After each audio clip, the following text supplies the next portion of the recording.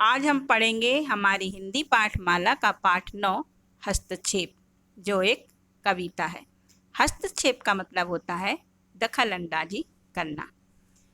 व्यवस्था को जनतांत्रिक बनाने के लिए समय समय पर उसमें हस्तक्षेप की ज़रूरत होती है।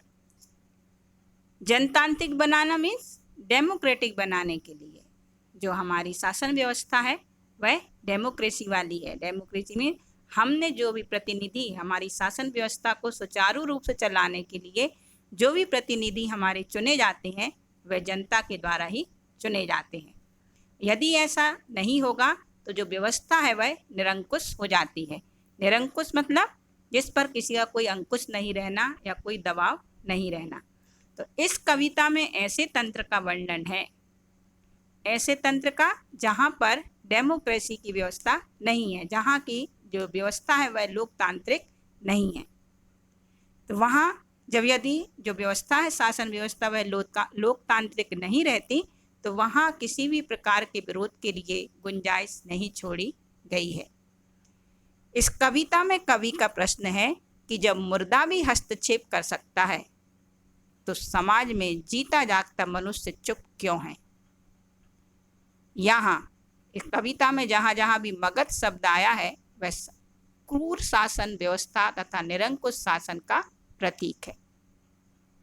अब हम पढ़ेंगे जो हमारी कविता की एक एक पैरा है उसको पढ़ेंगे और उनका अर्थ भी समझेंगे। कोई छींकता तक नहीं इस डर से कि मगध की शांति भंग ना हो जाए। मगध को बनाए रखना है तो मगध में शांति रहनी ही चाहिए। यहाँ छींकने का तात्पर्य है जो शासन व्यवस्था की ओर एक व्यंग्य करते हुए कवि ने कहा है कि शासन व्यवस्था में गलत पर गलत हुआ जा रहा है मगर कोई विरोध करने वाला नहीं है। यदि शासन में मगध की जो शासन व्यवस्था है उसमें शांति लाने की व्यवस्था है तो ही मगध है। अगर इसका विद्रोह किया जाएगा तो मगध का अस्तित्व नष्ट हो जाएगा।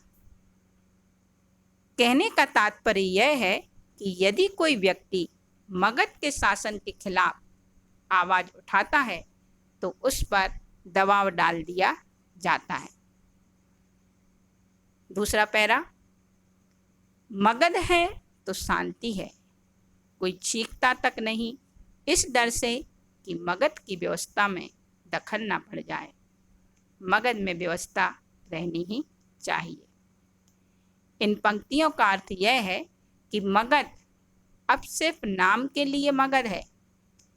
यहाँ पर इतनी क्रूरता है, इतनी वहाँ पे जो उनकी शासन व्यवस्था है वह इतनी निरंकुश है कि यहाँ पर रहना अब मुश्किल सा हो गया है।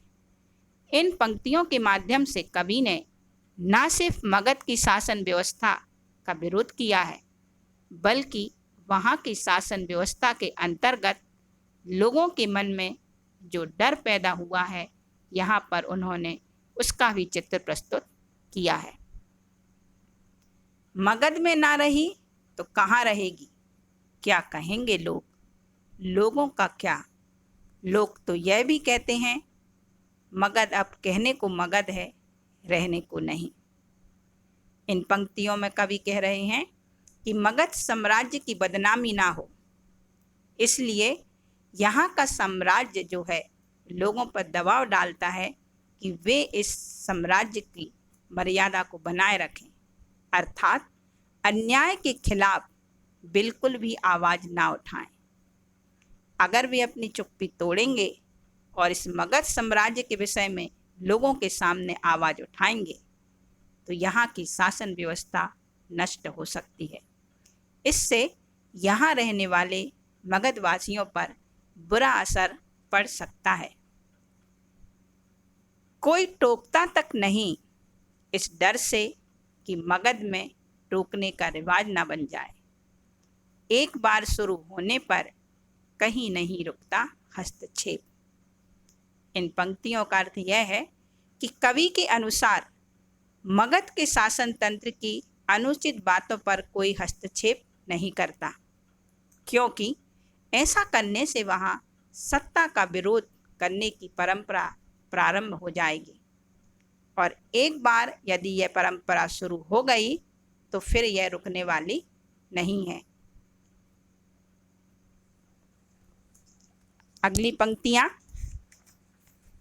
वैसे तो मगध वासियों कितना भी कतराओ, तुम बच नहीं सकते हस्तक्षेप से। जब कोई नहीं करता तब नगर के बीच से गुजरता हुआ मुर्दा यह प्रश्न का हस्तक्षेप करता है, मनुष्य क्यों मरता है। इन पंक्तियों का अर्थ यह है कि यहाँ के लोग अर्थात मगध के लोग बड़े ही अजीब हैं। यहाँ पर वे गलत को स्वीकार करते हैं, लेकिन अन्याय एवं अत्याचार के खिलाफ वह हस्तक्षेप यानी कि कोई विरोध नहीं करते और चुपचाप अन्याय को सहन करते हैं।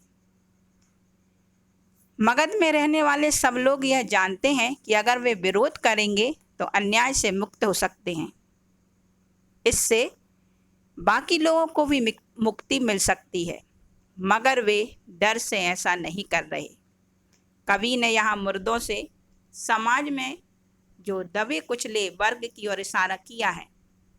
मुर्दा का मतलब ये नहीं कि मरा हुआ व्यक्ति ही वह हस्तक्षेप कर रहा है। कवि का कहना यह है कि कभी कभी जो बिल्कुल निम्न वर्ग है, दबा कुचला वर्ग है, वह भी हस्तक्षेप कर सकता है, वह भी आवाज़ उठा सकता है।